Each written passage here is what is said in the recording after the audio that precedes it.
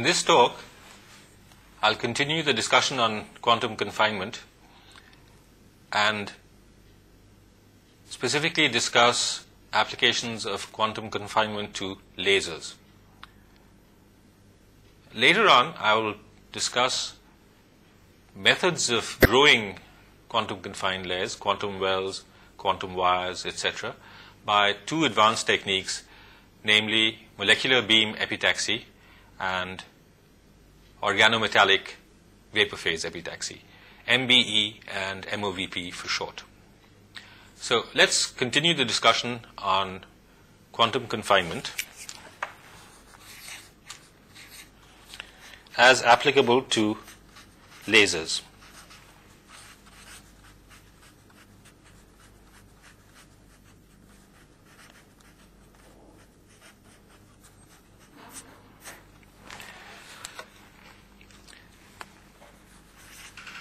Quantum well lasers have become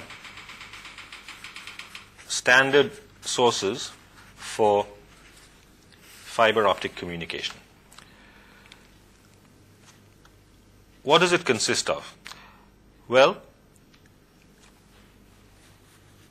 these lasers have in the active region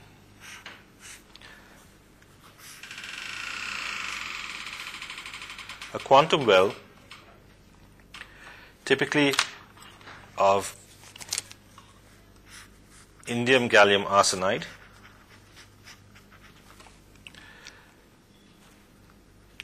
of width say LW, between barriers of indium phosphide. As we've seen, if this width of the confined layer LW or LZ is small, then in the quantum well we have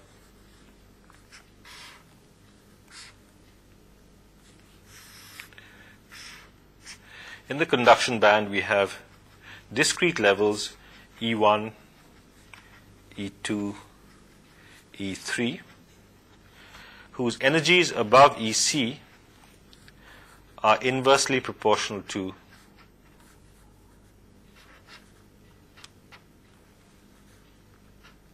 LZ squared. Now, let's consider the valence band in which we have holes. So we expect similar discrete levels due to holes E, H1, E, H2, etc. However, let's remember that in the case of 3,5 compounds, the band structure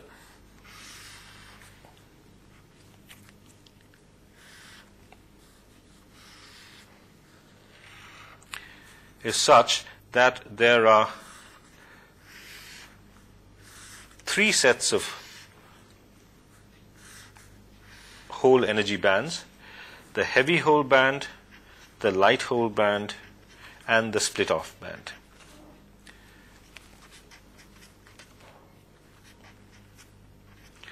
The heavy holes have a mass MHH star.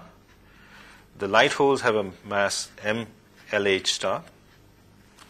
And so, if we neglect the split-off band as being far off, if delta is of the order of few hundred MeV, then quantum confinement results in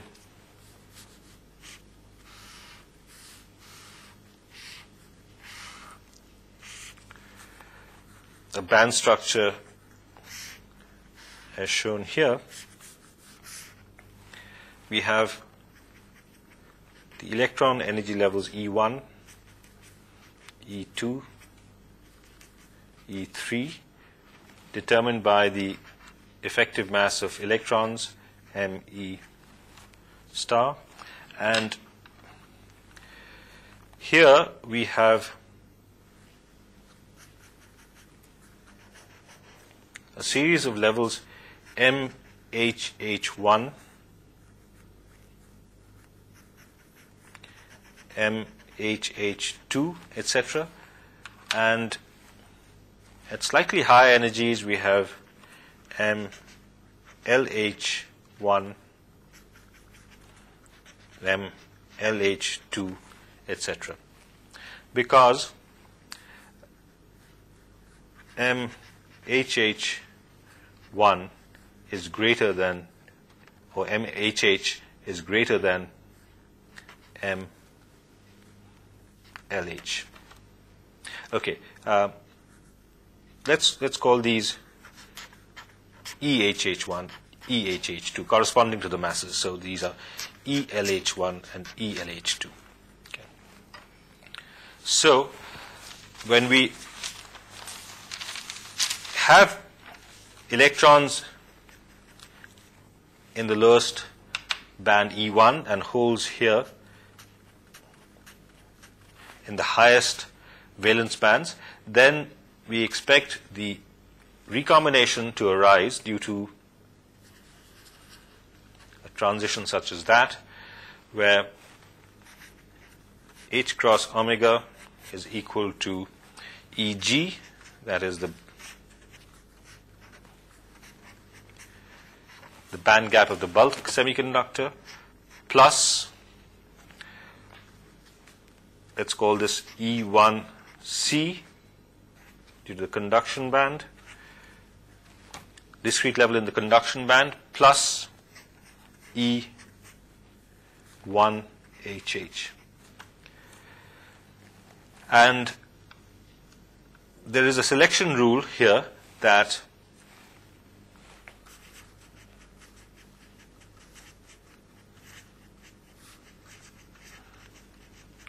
due to the nature of the wave functions, that delta n is equal to 0. So transitions from 1 in the conduction band to 1 in the valence band, 2 in the conduction band to 2 in the valence band are encouraged. So we have, in other words, allowed transitions such as E1C to E1HH or E1LH, E2C to E2HH or E2LH. So these are the allowed transitions.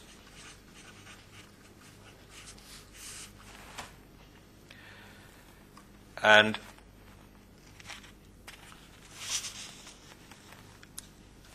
since we know that, say, E1 minus EG is H squared by twice ME LZ squared. If we have a low value of ME or MH, then this difference between the level E1 and EG is high if ME is small. Right. Now, this was first experimentally proved by experiments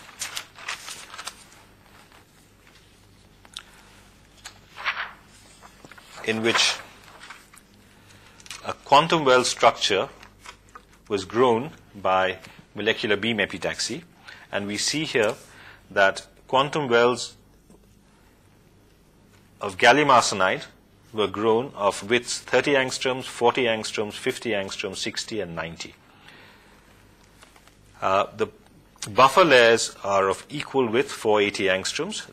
They consist of aluminium gallium arsenide, wide bandgap material. And so quantum confinement occurs in these quantum wells of varying widths. Now, with the width being very small, then the energy emission is expected to be large. And as the width increases from 30 to 90, as we'll see here, for 30 angstroms, the quantum confinement gives rather high values of E1 minus EC, so emission occurs at 6,800 angstroms. The same material with the same composition, if we have a well width of 90 angstroms, then since these discrete levels are much lower in the well, the emission occurs at 7,840 angstroms. So we see that without change of composition, just by a mere change of well width, we can tailor the emission from semiconductors. Now, if we were to actually do the calculations, we'll see that if LZ is, say, 1,000 angstroms, then emission will be at 1.7 microns. This is for a gallium arsenide AlGas.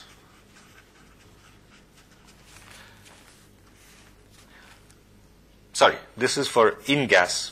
This is for the fiber optic case, InGas indium phosphide, a quantum well system. We've already talked about the gallium arsenide earlier on. This is if we have InGas, which has much lower band gap. InGas has a band gap of about 0.75 eV when it's lattice matched to indium phosphide. And if you make a quantum well with InGas as the well and indium phosphide is the barrier, then if LZ is equal to 100 angstroms, the emission is at 1.55 microns. Okay. This is very roughly. And if LZ is 80 angstroms, then this is at 1.50 microns.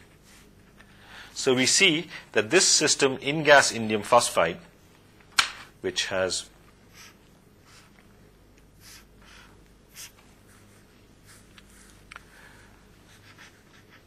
a lower conduction band offset and a higher valence band offset,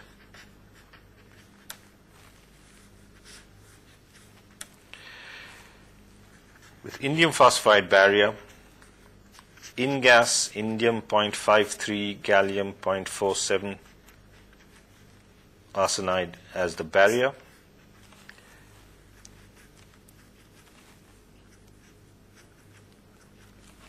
this is the preferred quantum well system for emission at 1.55 microns.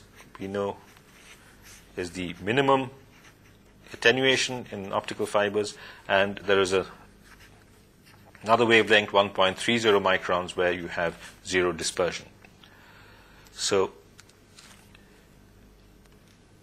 considerable amount of work has gone into optimizing these layer structures for quantum well lasers.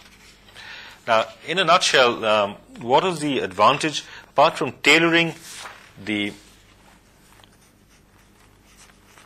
band gap with lambda L depends only upon LZ, and it's independent of the composition. The other advantage of quantum well systems are that we have much higher gain than in the case of bulk systems. This is due to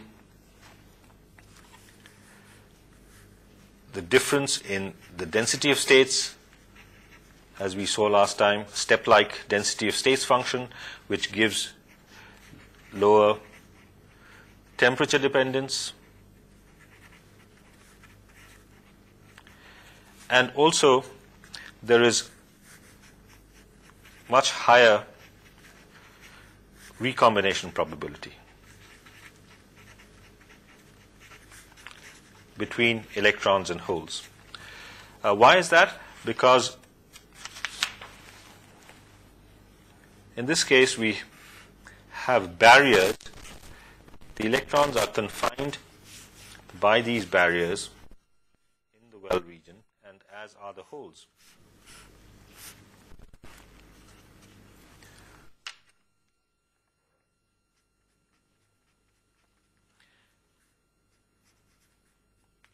And as we've seen,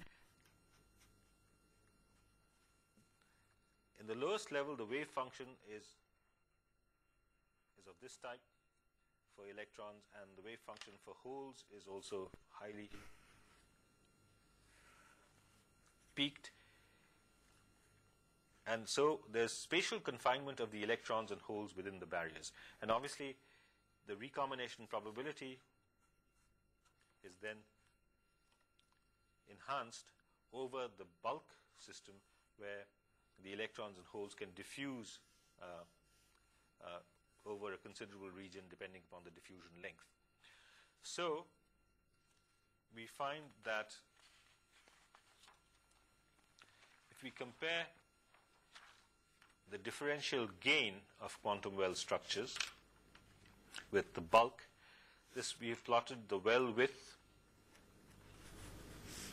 in angstroms going from 0 to 200 angstroms, and we've seen that quantum confinement occurs essentially if the well width is less than 150 angstroms. In the ordinate, we have the differential gain dgn dn. That means if you increase the number of carriers by n, by dn, what is the amount that the gain, differential gain, increases?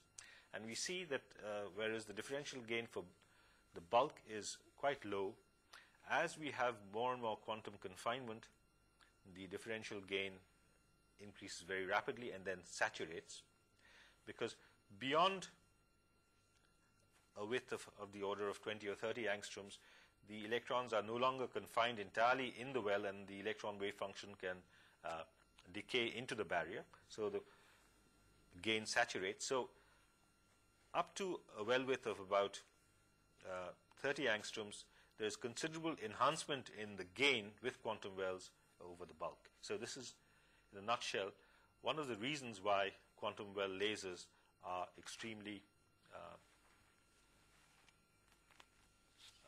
good and beneficial devices with very enhanced performance over ordinary bulk devices. Here's another view graph which is summing up all that I've said so far. Looking at the density of states, we find that instead of the continuous density of states for bulk, we have a step-like variation for 2D systems.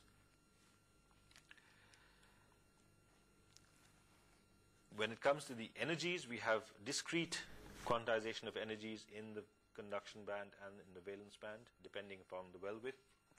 And as a result, if we look at this maximum gain, this is in a laser, if the volume current, amperes per centimeter cubed.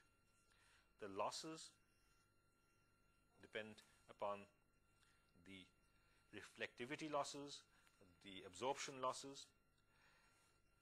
Obviously, lasing will commence when the gain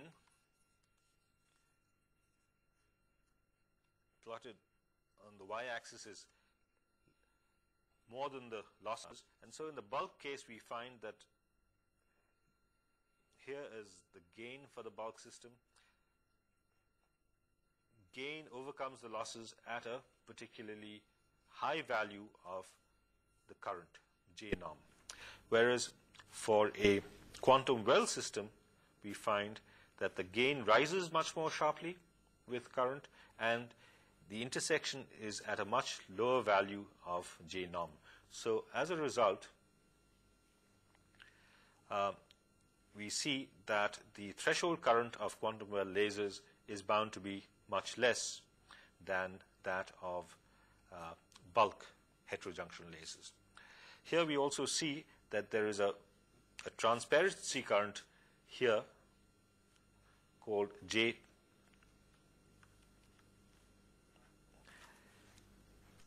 This is the value at which the gain goes from negative to positive. This is the transparency current, and so we see that the maximum gain is equal to beta, a constant, J norm, J nominal minus J transparency. Now, what are the disadvantages of quantum wells system? Now we are talking about light emission, and if we go back to consideration of double heterostructure lasers,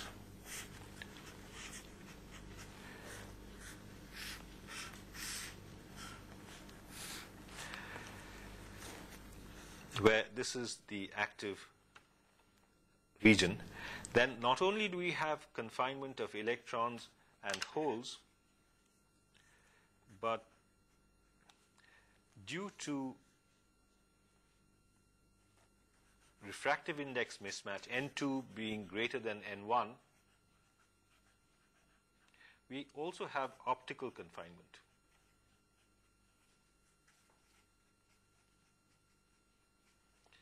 Just like in optical fibers, due to refractive index mismatch, in the case of lasers, if we look at the structure, this is the active region. Then, since the refractive index is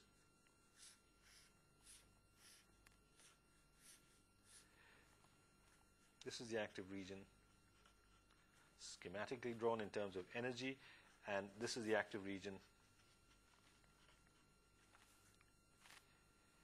which is, say, gallium arsenide.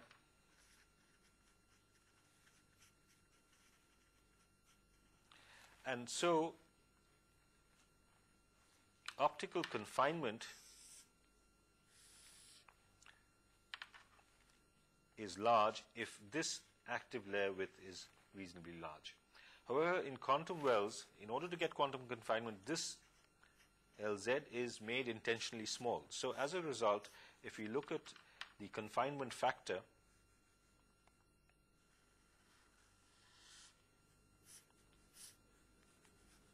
the confinement factor is defined as gamma, which is the total light intensity within the active region over the entire light intensity, which includes the inactive barrier layer. So if we go to quantum wells, we find that the optical confinement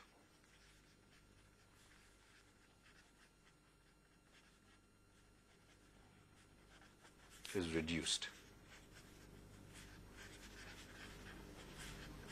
for a single quantum well, because the quantum well with LZ is, say, 100 angstroms, and if we compare this with the wavelength of light, which is maybe 1 to 1.5 microns, we find that obviously only a very small portion of the light can be confined within a region of 100 angstroms. As a result,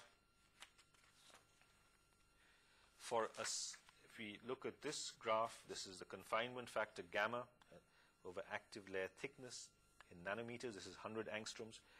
We find that whereas for good double heterojunction lasers, confinement factor can be something like 0.5, 0.8, 0.9. Here the confinement factor is only of the order of 0.002. So we have gamma of the order of only 0.002 for a single quantum well, whereas gamma could be something like 0.6 to 0.8 for a heterojunction laser, double heterojunction laser. The obvious solution here is then to increase the number of quantum wells, have multi-quantum well structures, with the barrier width being much larger than the well width, and multi-quantum well structures are shown here. This is a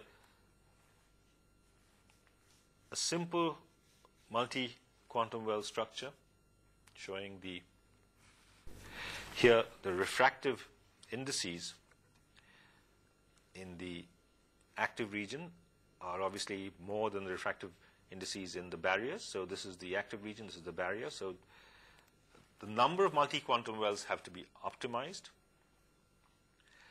We can have various types of quantum wells. Here is another structure, again showing the refractive indices, and we have an overall region from here to here which has enhanced refractive index, and on top of that is the modulated multi-quantum well structure.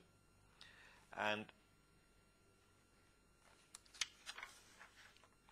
there are still further improvements on these.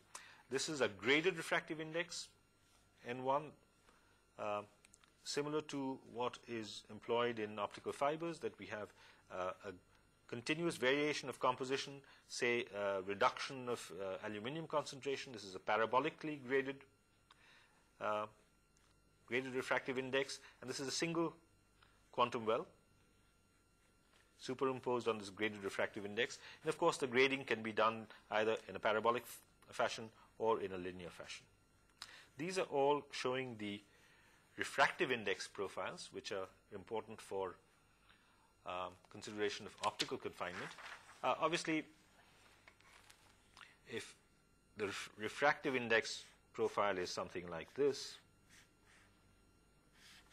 then this is N1, this is N2, this is N1, then the actual, this is refractive index versus distance, then the energy band structure corresponding to that is obviously the inverse of this. Okay, this is EC. Okay, because we know that gallium arsenide has a higher refractive index and a lower energy band gap compared with aluminium gallium arsenide. So the addition of aluminium decreases the refractive index and increases the band gap. Now, let's come to discussion of how we make quantum wells. But before that, let me just show you a profile of another important quantum well structure. This is gallium indium arsenide phosphide, a quaternary, which is grown on indium phosphide, lattice match to indium phosphide. And why is this important? Because in this structure we have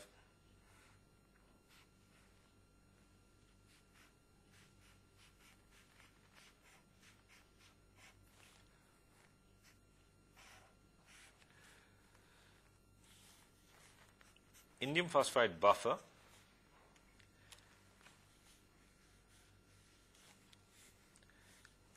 and the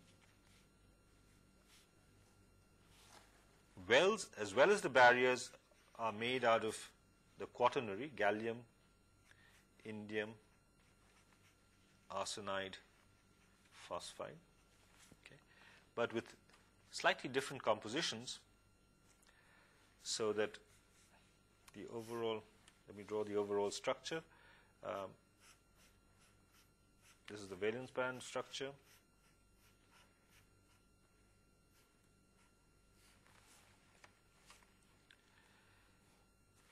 This is a multi-quantum well structure. The objective of this, designing this structure, is to obtain emission at 1.3 microns.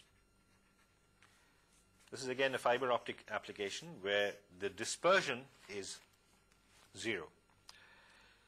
So in order to get a quantum well laser emitting at this wavelength, we have to design the barrier.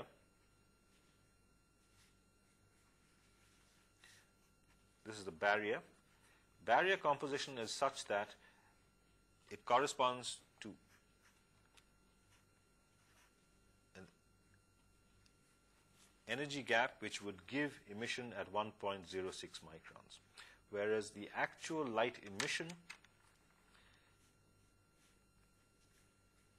between the lowest levels in the well occurs at 1.3 microns. You may ask, why do we go to a quaternary system, which is more difficult to grow?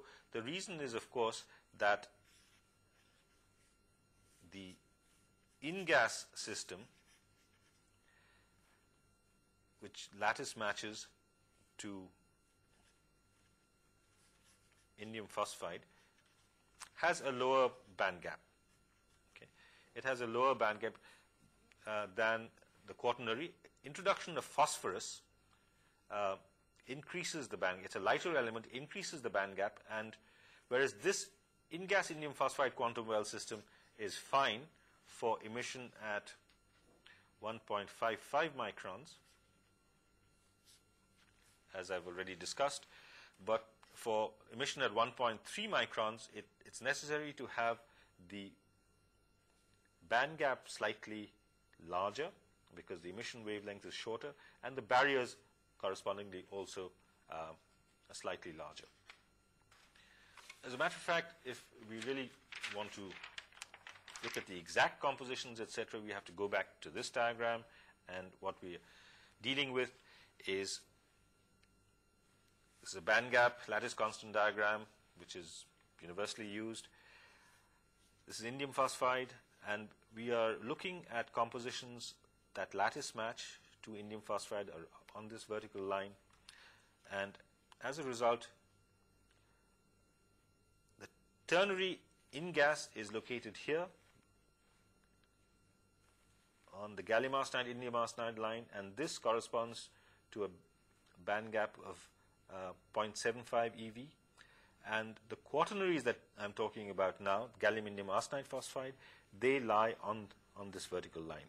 So they have slightly higher band gaps and can give emission at 1.3 microns rather than 1.5 microns as for the ternary system.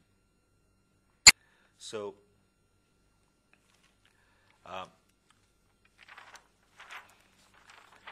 just to repeat, for this indium gallium arsenide phosphide system, if we want emission at 1.3 microns, from this diagram and from equivalent simplified equations, we find that x must be equal to 0.26 and y must be 0.4.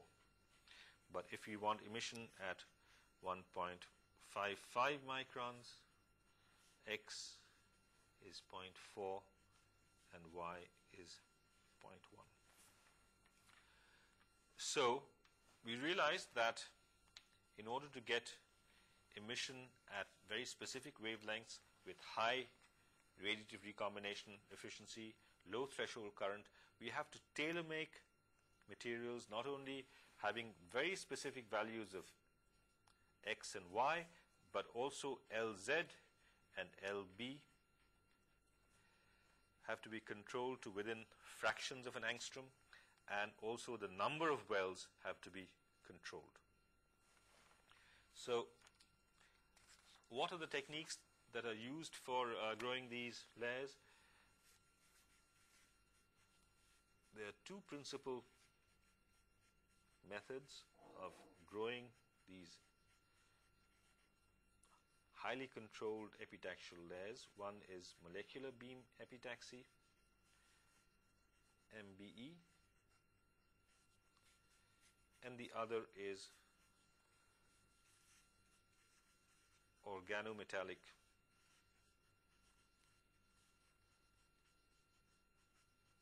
vapor phase epitaxy.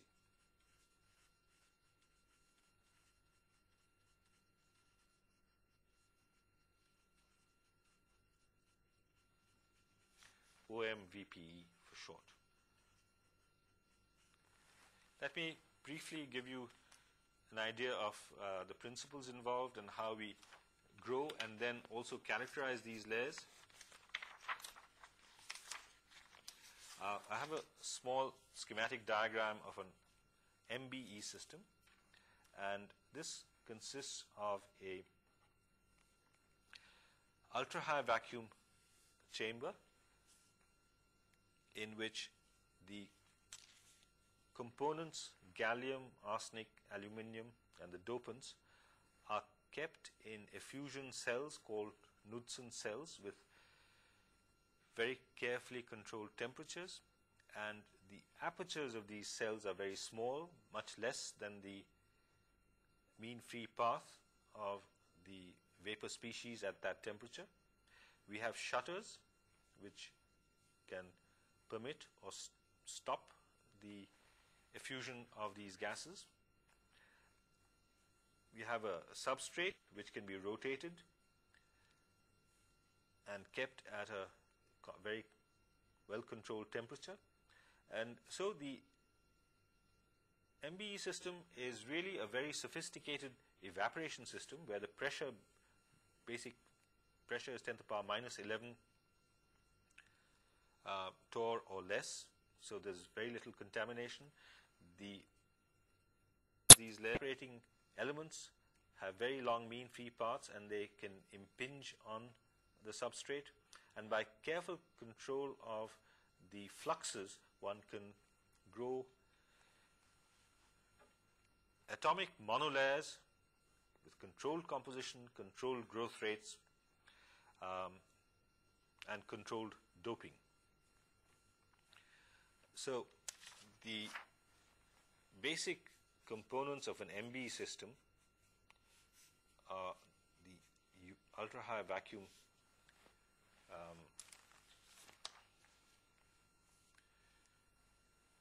conditions for very low contamination with oxygen or carbon or any other species.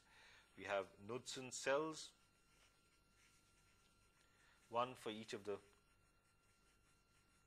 components. And in the simple MBE system for gallium arsenide, we have gallium, aluminium, say arsenic, phosphorus. Some of these pose problems because they evaporate not as monatomic arsenic or phosphorus, but sometimes they consist of dimers or arsenic 4 type of species. So these are the main constituents, and for dopants we can use silicon for N-type dopant or sulfur, and silicon is preferred because of vapor pressure, low contamination, and typically we can use beryllium for P-type doping. Group 2 for P-type doping, group 4 or group we can use selenium for N-type doping.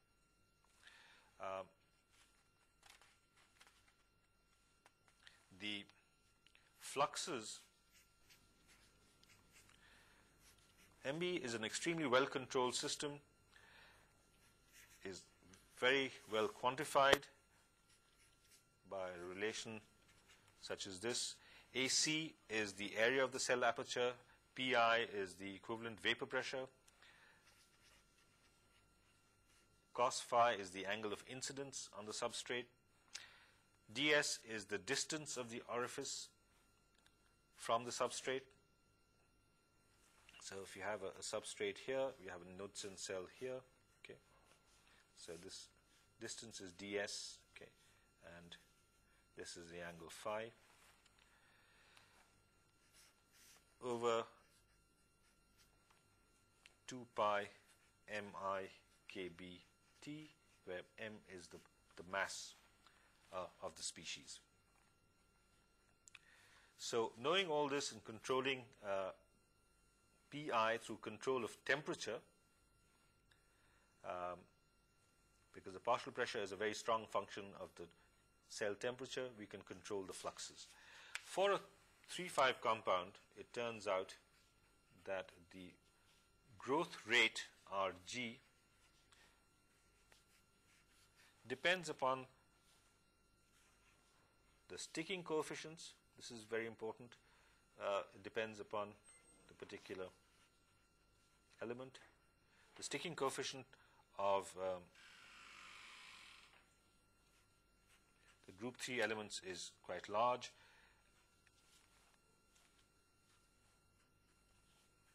So the growth rate depends upon the sticking coefficient and the flux of the group 3 species. Another great advantage of MBE is that you can get very abrupt junctions. You can use read and residual gas analyzers for in situ analysis.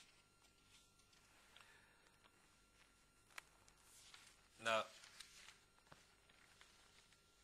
an alternative to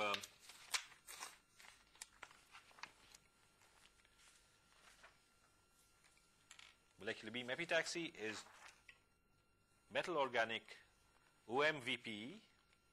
This is a schematic of a OMVP system, and we see we have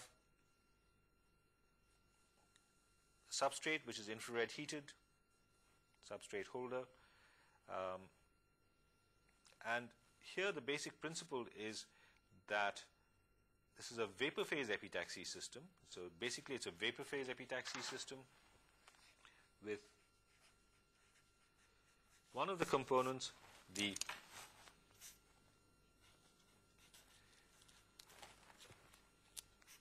group 3 element in the form of an organometallic trimethyl gallium reacting with arsine, giving gallium arsenide plus CH4. Trimethyl gallium is a liquid through which hydrogen is bubbled. The whole thing takes place at either atmospheric or low pressures, not in a vacuum. In the case of indium phosphide growth, we use trimethyl indium plus indium phosphide in a hydrogen atmosphere to give indium phosphide plus product CH4.